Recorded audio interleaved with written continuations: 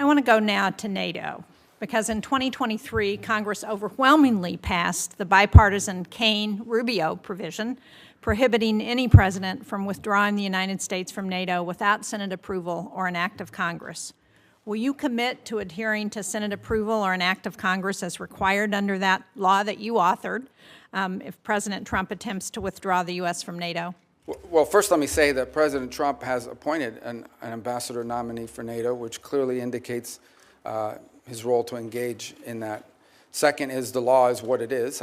Obviously, as you've mentioned, I was a co-sponsor of the law, and so it's tough to say I'm not in support of a law that I hope to pass, and that I think it's an important role for Congress to play, because frankly, it's not just about the withdrawal piece of it, it's the contributions we make towards the power of the purse still resides with the Congress. Now maybe, as if confirmed, moving towards the executive branch, I'll become I'll forget that lesson a little bit. I hope not. But ultimately, I still recognize and understand that the power of the purse is with Congress, and it's an incredibly important power. Let me point on NATO one thing. I think there's a misunderstanding about it. The NATO alliance is a very important alliance. I believe that. I believe alliances can be, and has been very useful. Without the NATO alliance, there is no end to the Cold War. In fact, without the NATO alliance, it's quite possible that much of what today, at the time, today we know as Europe, would have fallen victim to aggression. But what's important for the United States is not just to have defense allies, it's to have capable defense allies, allies who are capable of defending their region. And I think there is a question to be asked. I'm not stating a public policy position, I'm stating a question to be asked, and that is, should the role of the United States in NATO in the 21st century be the primary defense role or as a backstop to aggression, with countries in the region assuming more of that responsibility by contributing more?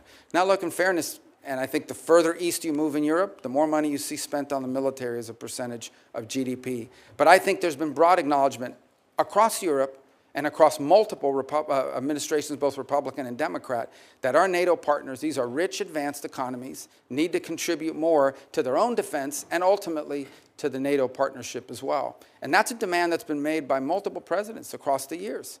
And the fact that that is true has been revealed by what's happened with Ukraine. Look at the ramp up in defense spending and the industrial capacity of multiple countries in Europe as a result of an armed conflict. Imagine if that capacity had been there before, it quite possibly might have had a deterrent effect as well.